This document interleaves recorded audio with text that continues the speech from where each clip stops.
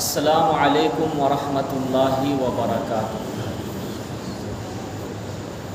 الحمد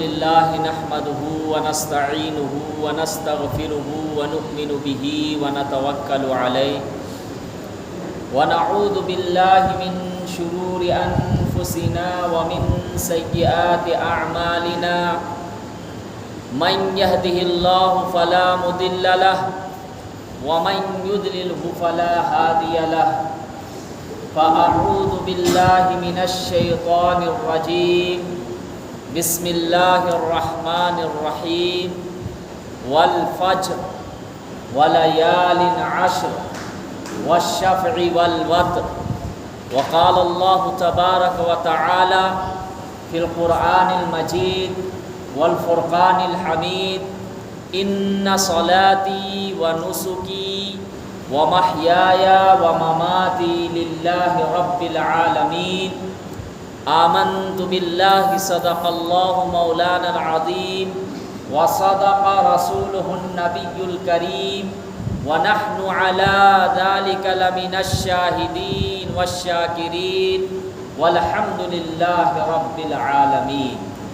تمام حضرات درود شریف پڑھ لیجئے۔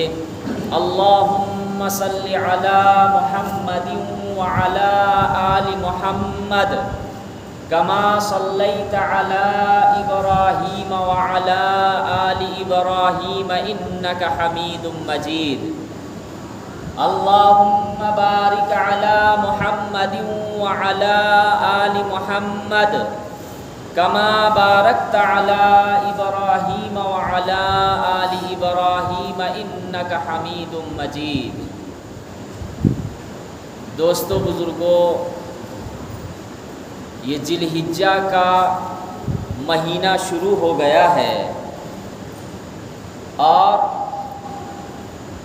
یہ ابتدائی 10 دن بہت ہی اہمیت و فضیلت والے دن ہے۔ آج 4 ذی الحجہ ہے، 6 دن ہمارے پاس وقت ہے اور ان 6 دنوں میں اگر ہم چاہیں تو عبادات کر کے اللہ تبارک و تعالی کو ہم راضی کرنے کی کوشش کر سکتے ہیں۔ ذی الحجہ کی ابتدائی 10 دنوں میں 2 اہم عبادتیں مسلمان انجام دیتے ہیں، بلکہ 10 دن نہیں 12 ذی الحجہ کے غروب آفتاب تک عبادت کا وقت رہتا ہے۔ وہ 2 عبادتیں کیا ہیں جو مسلمان انجام دیتے ہیں؟ ایک تو حج، جو اسلام کا رکن ہے، جو عظیم الشان عبادت ہے، تو اللہ تبارک و تعالی نے جن کو قبول فرمایا وہ حج کرنے کے لیے چلے گئے۔ دوسری عبادت جو پوری دنیا کے اندر جہاں جہاں مسلمان بستے ہیں عبادت انجام دیتے ہیں، اور وہ عبادت ہے قربانی۔ وہ کیا ہے؟ قربانی۔ قربانی کہتے کس کو ہے؟ قربانی کا معنی یہ ہے کہ اللہ تبارک و تعالی کا تقرب حاصل کیا جائے، اللہ تعالی سے قریب ہو جاوے بندہ، یہ اس کا معنی ہوا۔ اور ذی الحجہ کے بارے میں نے پچھلے جمعہ بھی فضیلت بتلائی تھی کہ اگر ان 10 دنوں میں کوئی عبادت کرتا ہے، حدیث کے اندر ہے کہ اللہ کے نبی صلی اللہ علیہ وسلم نے ارشاد فرمایا کہ ان 10 دنوں میں اگر کوئی عبادت کرتا ہے، چاہے وہ مرد ہو یا عورت ہو، اور اور دنوں کے مقابلے میں ان 10 دنوں کی عبادت اللہ تعالیٰ کو بہت زیادہ محبوب ہے، پسندیدہ ہے۔ اس لیے ہم لوگوں کو کوشش کرنی چاہیے کہ ان 10 دنوں میں ہم عبادات کرنے کی کوشش کریں۔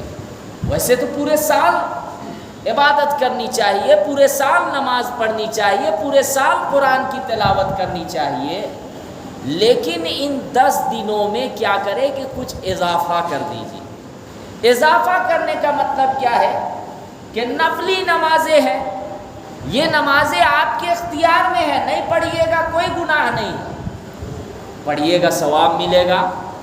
تو اب ان 10 دنوں میں آپ نفلی نمازیں پڑھیے، قرآن کی تلاوت ہے، آپ اگر کیجئے گا ثواب ملے گا، نہیں کیجئے گا گناہ نہیں۔ لیکن قرآن کا سیکھنا ضروری ہے۔ قرآن کا سیکھنا کیا ہے؟ فرض ہے۔ جس طریقے سے نماز ہم پر فرض ہے، اس طریقے سے قرآن کا علم سیکھنا کیا ہے؟ فرض ہے۔ تو قرآن کی تلاوت کثرت سے کیا کیجئے، ذکر و اذکار کثرت سے کیجئے، تکبیرات پڑھتے رہیے، اللہ اکبر لا الہ الا اللہ اللہ اکبر وللہ الحمد پڑھتے رہیے۔ گھر میں بھی اگر آپ بیٹھے ہوئے ہیں، ہماری مائیں اور بہنیں جو بیٹھی ہوئی رہتی ہے یا فالتو وقت میں گزار دیتی ہے ادھر ادھر کی غیبت شکوہ شکایت میں، تو ہماری مائیں اور بہنیں کیا کریں کہ ان غیبتوں کی جگہ میں ان ذی الحجہ کی ابتدائی جو دن ہے اس میں کثرت سے تکبیرات پڑھے۔ ایک تو تکبیرات تشریق ہے جو 5 دن پڑھے جاتے ہیں، یہ واجب ہے، مرد پر بھی عورتوں پر بھی۔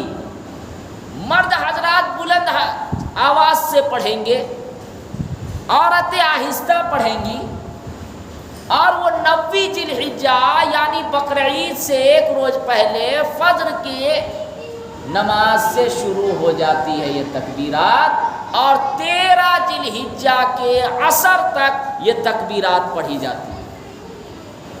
بلند آواز سے پڑھیں، اور تکبیرات پڑھنے میں ایک دوسرے کو نہ دیکھیں کہ بغل والا پڑھے گا تب ہم پڑھیں گے۔ اگر کوئی بھول جاوے آپ پڑھیے۔ بعض لوگ امام صاحب کے انتظار میں رہتے ہیں کہ نہیں امام صاحب تکبیرات پڑھیں گے تب ہم پڑھیں گے، ایسا نہیں ہے۔ اگلا اگر بھول گیا، آپ کو یاد ہے، تکبیرات بلند آواز سے پڑھے۔ اچھا، تکبیرات تشریق کے بارے میں یہ بھی مسئلہ یاد رکھیے کہ اگر کسی کی رکعت چھوٹ گئی، 1 رکعت 2 رکعت، تو اب اس کے بعد سلام پھیرنے کے بعد بھی آپ کو یہ پڑھنی ہے۔ ایسا نہیں کہ رکعت چھوٹ گئی تو اب تکبیرات بھی نہیں پڑھنا ہے۔ اگر رکعت چھوٹ جائے تو سلام پھیرنے کے بعد بھی تکبیرات پڑھنی ہے۔ اگر کسی کو یاد نہیں ہے تو یاد کر لیں، یہ واجب ہے، ضروری ہے۔ 5 دن اگر کسی کو یاد نہیں ہے تو یاد کرے۔ یہ تکبیرات اصل ہے کیا؟ یہ حاجیوں سے مشابہت ہے۔ جب حاجی لوگ حج کرنے کے لیے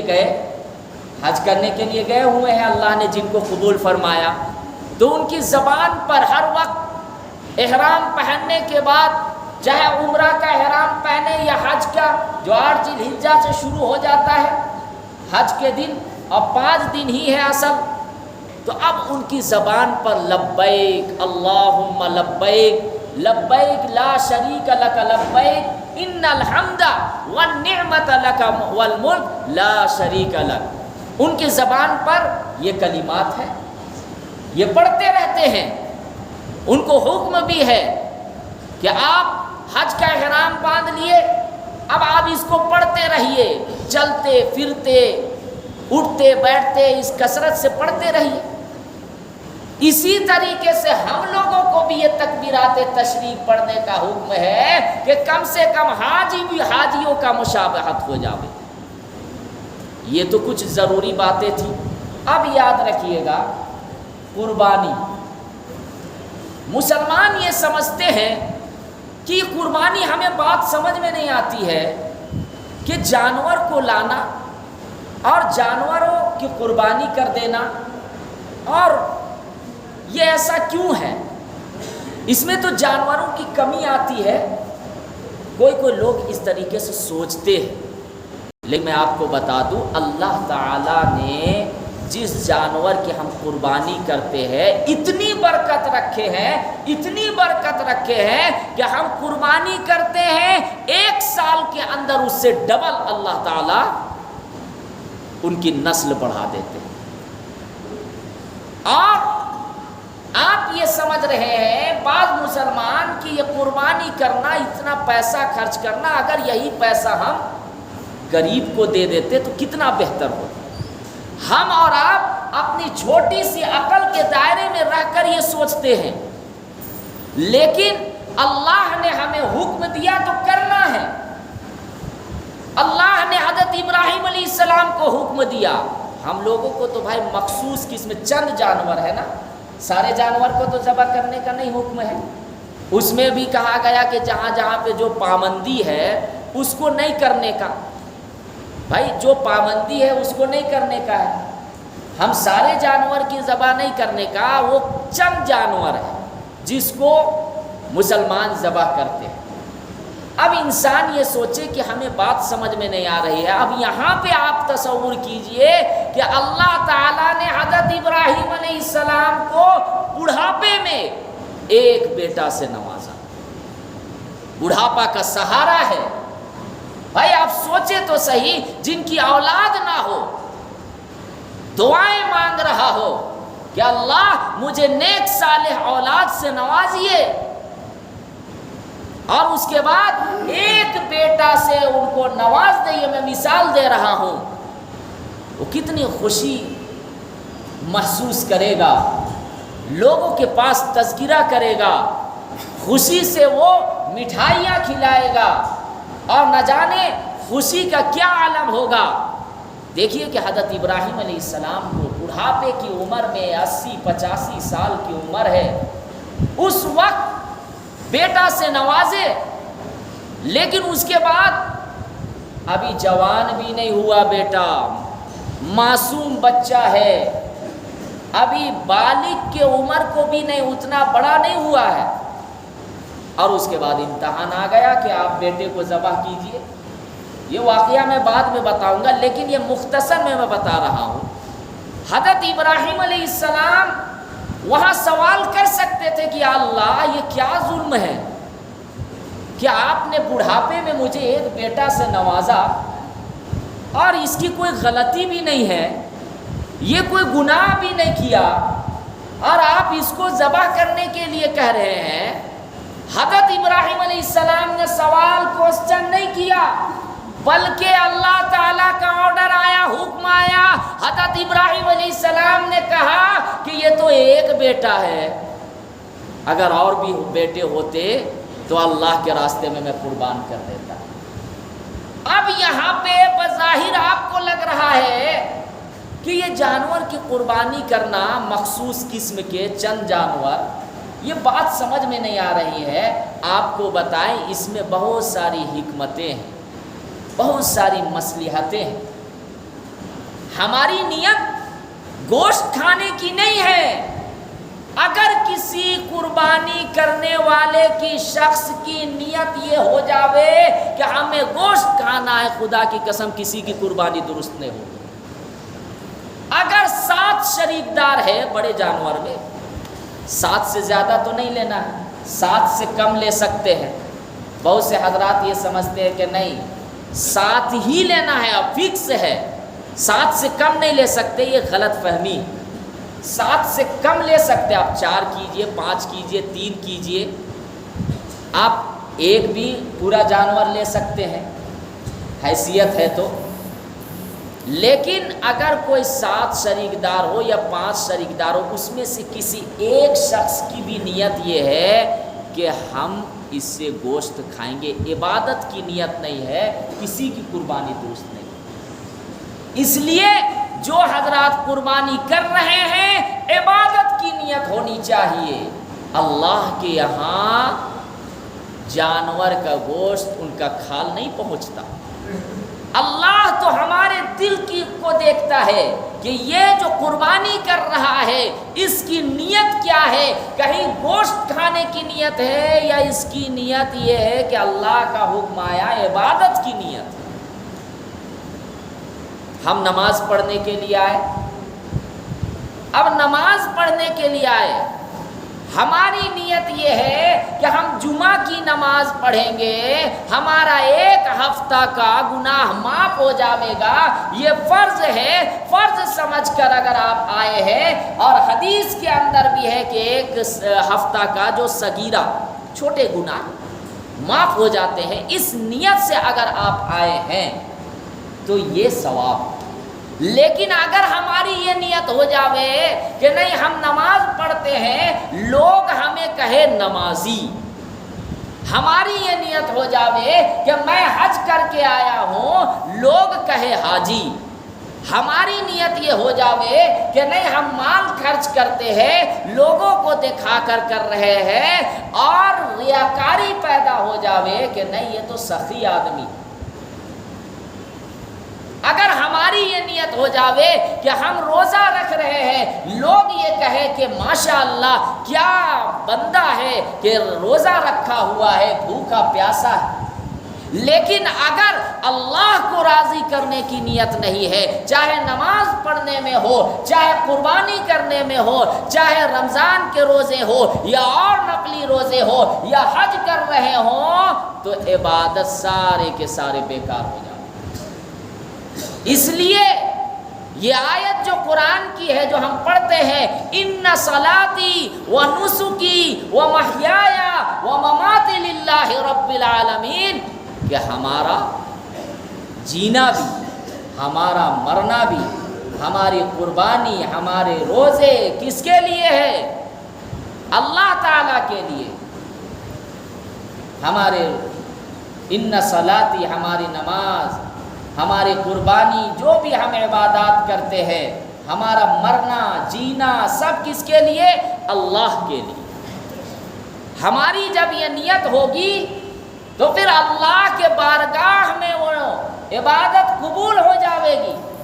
چھوٹی بھی نیکی کریں گے، اخلاص کے ساتھ کریں گے، اللہ کو راضی کرنے کے لیے کریں گے، وہ نیکی کل قیامت کے میدان میں اتنی بڑی ہو جاوے گی، اتنی بڑی ہو جاوے گی کہ ہم اس کا اندازہ نہیں لگا سکتے۔ بہرحال کہا گیا کہ اگر کوئی آدمی قربانی کرتا ہے، قربانی کے جانور کے خون زمین پر گرنے سے پہلے ہی اللہ تعالیٰ کے یہاں قبول ہو جاتا ہے۔ اگر کوئی انسان قربانی کرتا ہے، اتنا ثواب ہے، اتنا ثواب ہے کہ قربانی کے جانور کے جو خون ہے وہ زمین پر گرنے سے پہلے ہی اللہ کے یہاں ہماری قربانی قبول ہو جائے۔ حدیث کے اندر ہے کہ اگر کوئی آدمی قربانی کرتا ہے تو قربانی کے جانور کے ہر بال کے بدلے میں اس کو ایک نیکی ملے گی، اس کے ایک گناہ معاف ہوں گے۔ اس لیے خوش دلی کے ساتھ قربانی کریں۔ اتنی بات ضرور ہے کہ ہم بھارت کی سرزمین پر ہیں، ہر مذاہب کے لوگ یہاں رہتے ہیں، تو پردے کا اہتمام کریں، غیروں کو تکلیف نہیں ہونی چاہیے، راستے میں کوڑا کرکٹ، خون کے اثرات یا ان چیزوں کا بالکل پاک صاف رہنا چاہیے، کہیں پہ ایسی جگہ پہ نہ پھینکے جس سے ہمارے اور بھائیوں کو تکلیف پہنچے۔ پردے کے اہتمام کے ساتھ قربانی کرنے کا۔ اب میں آپ کو بتا دوں، قربانی یہ ایسا نہیں ہے کہ صرف اس امت کے لیے ہے، قربانی تو حضرت آدم علیہ السلام کے وقت سے چلی آ رہی ہے۔ اگر آپ تاریخ اور سیرت کا مطالعہ کیجئے گا تو حضرت آدم علیہ السلام کے وقت میں بھی قربانی کرنے کا حکم تھا۔ وہ کیسے کہ حضرت آدم اور ماں حوا علیہ السلام جب جنت سے دنیا میں آئے اور توالد کا سلسلہ چلا، خاندانی سلسلہ آگے بڑھا، ہر حمل سے ایک لڑکا اور ایک لڑکی پیدا ہو۔ قابل ایک لڑکا پیدا ہوا، اسی کے ساتھ ایک لڑکی اقلیمہ پیدا ہوئی، اسی کے ساتھ دوسرے حمل سے حابیل پیدا ہوا، اور اسی کے ساتھ یہودا پیدا ہوئی۔ اب اس کے بعد قانون شریعت کے مطابق قابل کا نکاح جو طے ہوا وہ یہودا کے ساتھ، اور حابیل کا نکاح جو طے ہوا وہ اقلیمہ کے ساتھ، کیونکہ الگ الگ حمل سے پیدا ہوئے تو الگ الگ بچے کہلائے، الگ الگ خاندان کہلائے۔ اب یہ قابل انکار کرنے لگا کہ نہیں، میں نکاح کروں گا میرے ساتھ جو پیدا ہوئی ہے، کیونکہ وہ زیادہ خوبصورت دکھتی ہے۔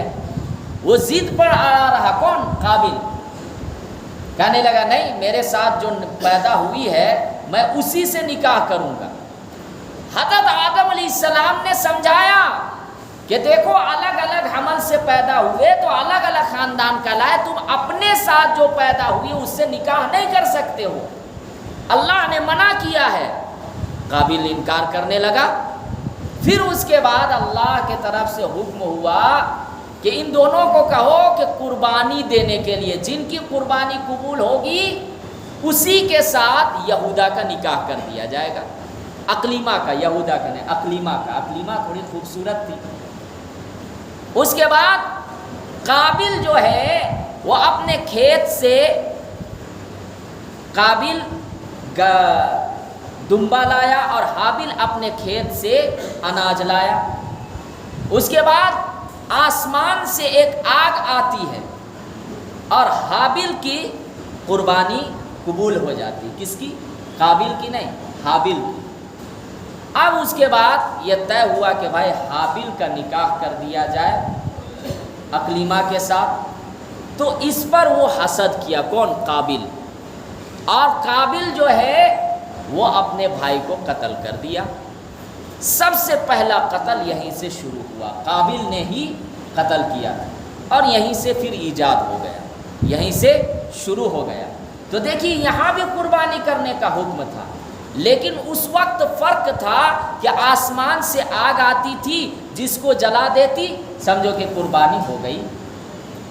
اسی طریقے سے حضرت عیسیٰ علیہ السلام کے زمانے میں، اس سے پہلے بھی جتنے انبیاء آئے سب کے زمانے میں قربانی کرنے کا حکم تھا، لیکن طریقہ الگ الگ تھا، طریقہ الگ الگ تھا۔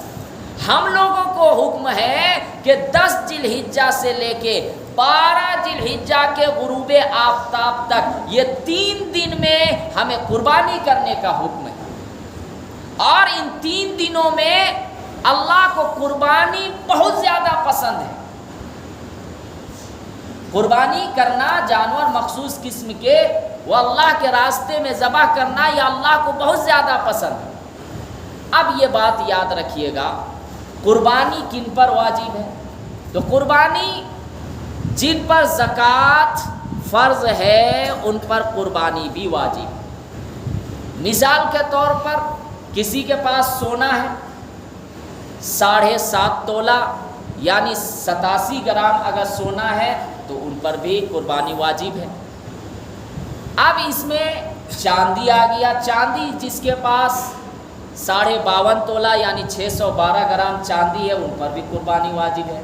پیسہ رہے نہ رہے، اگر سونا ہے واجب، چاندی ہے واجب۔ اگر مال تجارت ہو یعنی اتنا مال ہو کہ جس کی قیمت 40,000 روپیہ تک پہنچ رہا ہو، بیچنے والا مال، کون سا مال؟ بیچنے والا مال، اگر اتنا ہے اور اس کی قیمت 40,000 تک ہے تو قربانی واجب۔ اسی طریقے سے اگر کیش بھی ہو، چاہے یا اکاؤنٹ میں ہو یا گھر میں ہو، 40,000 ہے قربانی واجب۔ یا اسی طریقے سے ضرورت سے زیادہ آپ کے پاس سامان ہے جو سال میں یوز نہیں ہوتے، بس پڑے ہوئے ہیں، بہت سارے گھروں میں برتن وغیرہ ہے اور کپڑے وغیرہ ہے اور بہت طرح کے سامان ہیں، اسی طریقے سے ایک گھر ہے، دوسرا گھر آپ اس کو رینٹ وغیرہ میں دیے ہوئے ہیں، یوز نہیں کر رہے ہیں، تب اور ان کا آپ شمار کریں گے تو 40,000 روپیہ اگر ہے اس کی قیمت، اس کا ریٹ، تب بھی قربانی واجب، تب بھی قربانی واجب۔ قربانی میں کتنا لگتا ہے؟ 3,500 4,000 روپیہ، لیکن اگر خوش دلی سے آپ دیں تو کتنا ثواب ہے کہ پلسرات میں وہ جانور جس کی آپ قربانی کیے ہیں اور اس جانور کو خدمت بھی کرنے کا، اس لیے حکم دیا گیا کہ قربانی کے جو جانور ہے چند دن پہلے آپ خرید لیں، جو بھی ہو، کھسی ہو، بکری ہو، ہے نا، تو آپ اس کو کیا کرے، بڑا جانور ہو جو پابندی نے اس کو خرید لیا، آپ اس کو کیا کرے کہ پہلے سے خدمت کریں۔ اللہ کے نبی صلی اللہ علیہ وسلم قربانی کے جانور کو پہلے خرید کر اور اس کی خدمت کیا کرتے تھے۔ اس سے کیا ہے کہ محبت پیدا ہوگی، اس سے کیا ہے، محبت پیدا ہوگی۔ اس لیے قربانی کے جانور کو اگر کوئی ذبح کرتا ہے پلسرات میں، یہ آپ کا سواری بنے گا، یہ کیا بنے گا، پلسرات میں سواری۔ اس لیے ایک دم بالکل ہڈی قسم کا جانور نہیں خریدنے کا، جانور اچھے سے خریدے، دیکھ کر خریدے۔ اب مسئلہ میں آپ کو بتا دوں، اگر بڑا جانور خرید رہے ہوں تو عمر کتنی ہونی چاہیے، مکمل 2 سال۔ دانت کا اعتبار نہیں، بہت سے لوگ صرف دانت کو دیکھتے ہیں، نہیں، دانت ایک علامت ہے، عمر کا اصل اعتبار کیا جائے گا کہ اگر بڑا جانور خرید رہے ہوں تو مکمل 2 سال ہونا چاہیے۔ اگر آپ چھوٹا جانور خرید رہے ہیں تو مکمل 1 سال ہونا چاہیے۔ چھوٹا جانور میں 1 سال، اس میں بکری، کھسی، بھیڑ وغیرہ سب داخل ہے، بڑے جانور بھینس وغیرہ اس میں داخل ہے۔ تو 1 سال سے اگر 1 دن بھی کم ہو جاوے گا تو قربانی درست نہیں ہوگی، اس لیے تحقیق کر کے اچھے سے پوچھ کر آؤ جانور کو خریدنے کا۔ اسی طریقے سے جہاں پہ اونٹ قربانی دیتے ہیں اور اجازت ہے تو وہاں مکمل 5 سال ہونا چاہیے۔ کتنا؟ 5 سال۔ 1 دن بھی کم ہوگا تو قربانی درست نہیں ہوگی۔ اب یہ بات یاد رکھیے گا کہ قربانی کے دن عام طور پر یہ سمجھتے ہیں کہ اگر میں صدقہ کر دوں تو یہ کیسا رہے گا، یہ 3,500 کی بربادی۔ بہت سے کچھ لوگ سمجھتے ہیں کہ یہی پیسہ ہم کسی کو غریب کو دے دیتے ہیں، ثواب بڑھ جائے گا، یہ غلط ہے۔ اس دن صدقہ کرنا ثواب نہیں ہے، ان 3 دنوں میں قربانی ہی کرنا ثواب ہے۔ صدقہ تو آپ پورے سال آپ دے سکتے ہیں، خوش دلی سے دیجئے، لیکن ان 3 دنوں میں کیا کرے، قربانی کرے۔ اب یہ یاد رکھیے گا کہ قربانی کرتے وقت خیال رکھیے گا کہ دعا پڑھنی ضروری ہے۔ بسم اللہ اللہ اکبر، دعا پڑھنا کیا ہے، ضروری ہے۔ بہت سے لوگ کیا ہے کہ 2-3 لوگ چاقو پکڑتے ہیں اور ایک آدمی دعا پڑھتا ہے، دوسرا نہیں پڑھتا ہے اور چاقو کو پکڑا ہوا ہے، قربانی درست نہیں ہوگی۔ اگر 2 آدمی چاقو پکڑے ہیں یا کسائی پکڑا ہوا ہے، آپ اس کو کہیے کہ دعا پڑھ لیجیے، کم سے کم بسم اللہ اللہ اکبر، پوری دعا اگر نہیں جان رہا، ویسے تو دعا لمبی ہے، دعا لمبی ہے، اگر پوری وہ نہیں پڑھ پا رہا تو بسم اللہ اللہ اکبر یہ پڑھنا ضروری ہے۔ 2 آدمی پڑھ لیے، 2 آدمی چاقو کو پکڑے ہوئے، ایک پڑھا دوسرا نہیں پڑھا، قربانی نہیں ہوگی۔ اسی طریقے سے قربانی کے لیے 1 سال کا ہونا ضروری نہیں ہے۔ اگر کوئی آدمی کا قربانی کے 12ویں ذی الحجہ یعنی 12ویں ذی الحجہ کے غروب سے پہلے بھی اگر وہ مالدار ہو جاتا ہے، پیسہ آ جاتا ہے، تو قربانی واجب ہے۔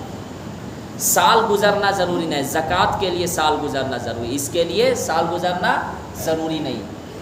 اسی طریقے سے قربانی میں بہت سے لوگ غلطی کیا کرتے ہیں کہ جانور کو گھسیٹ کر لاتے ہیں، یہ غلط ہے، مکروہ ہے، اور اس طریقے سے جانور کو تکلیف ہوتی ہے، گھسیٹ کر لانا، اس کے سامنے چاقو کو تیز کرنا، بھائی اس کی بھی جان ہے، اس کی بھی جان ہے، قربانی کرنے کا ہے، لیکن اس کے سامنے چاقو تیز کرنا، اس کو گھسیٹ کر لانا، پیروں کو بہت تکلیف دہ والے چیز سے باندھنا، تو اس طریقے سے نہیں کرنے کا ہے۔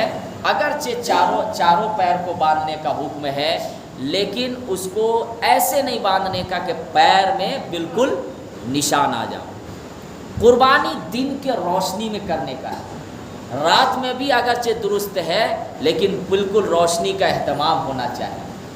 قربانی کے بارے میں بہت سے لوگ یہ کہہ رہے تھے کہ قربانی کون سے عیبدار میں قربانی درست نہیں ہے، تو مختصر میں آپ کو بتا دوں کہ اگر آپ قربانی کا جانور خریدیں، بالکل ہڈی نظر آ رہا ہے، گوشت بالکل نظر نہیں آ رہا، ایسے جانور کی قربانی درست نہیں ہے۔ اس لیے آپ دیکھ لیجئے، اگر بالکل ہڈی قسم کے نظر آ رہے ہو تو ایسے جانور کو نہ خریدیں۔ اسی طریقے سے قربانی کا جانور آپ خریدیں لیکن اس کی بینائی اتنی کمزور ہے کہ وہ دیکھنے کے بالکل قادر نہیں، وہ جانور دیکھنے کا قادر نہیں ہے، تو ایسے جانور کی قربانی درست نہیں ہے۔ اسی طریقے سے کان کٹا ہوا، بہت سے لوگ پوچھتے ہیں کان ہلکا پھلکا کٹ گیا قربانی کیجئے، درست ہے، جائز ہے۔ اگر تہائی حصہ، کان کے تہائی حصہ تک کٹ گیا، اس سے زیادہ کٹ گیا، قربانی درست نہیں۔ اسی طریقے سے قربانی کے جانور کے جو پونچھ ہے، اگر اسی طریقے سے تہائی حصہ یا اس سے زیادہ کٹ گیا، قربانی درست نہیں ہے۔ اگر کسی کا سینگ بالکل غائب ہے، قربانی درست نہیں ہے۔ اسی طریقے سے قربانی کا جانور لنگڑا ہے، لنگڑے کے بارے میں بھی بہت پوچھا جاتا ہے، تو دیکھیے اگر وہ چوتھا پیر رکھ سکتا ہے اور رکھ کر چلتا ہے، قربانی جائز ہے۔ لیکن اگر چوتھا پیر بالکل نہیں رکھ سکتا ہے، قربانی درست نہیں۔ اگر قربانی کرنے سے پہلے عیب دار ہو جائے، جانور میں عیب پیدا ہو جاوے، یعنی کان کٹ گیا تہائی حصہ تک یا اس سے زیادہ، یا پونچھ کٹ گیا، یا بینائی اس کی نہیں ہے، یا اور کسی وجہ سے اس میں عیب پیدا ہو گیا، تو مالدار حضرات کو حکم ہے کہ فوراً دوسرا جانور خریدیں، دوسرا جانور خرید لیجئے۔ غریب کو حکم نہیں ہے، غریب کو کہا گیا ٹھیک ہے آپ اسی میں کر لیجئے، مالدار کو کہا گیا کہ دوسرا خریدیے یا دوسرے میں حصہ لیجئے۔ اسی طریقے سے قربانی کا جانور اگر گم ہو جاوے تو مالدار ہے تو کہا گیا دوسرا خریدیے، کیا کہا گیا؟ دوسرا خریدیے۔ اور قربانی کے جانور خریدنے کے وقت ان چیزوں کا خیال کرنا کیا ہے؟ ضروری ہے۔ عمر کا خیال کیجئے، عیب دار نہیں ہونا چاہیے، اچھا صحیح سلامت لائیے، یہی آپ کا پل صراط میں گزرنے میں کام آئے گا انشاءاللہ۔ اللہ تعالیٰ سے دعا ہے کہ اللہ تعالیٰ ہمیں اور آپ سب کو کہنے سننے سے زیادہ عمل کرنے کی توفیق عطا فرماوے۔ وآخر دعوانا ان الحمدللہ رب العالمین۔ جو حضرات سنت نہیں پڑھیں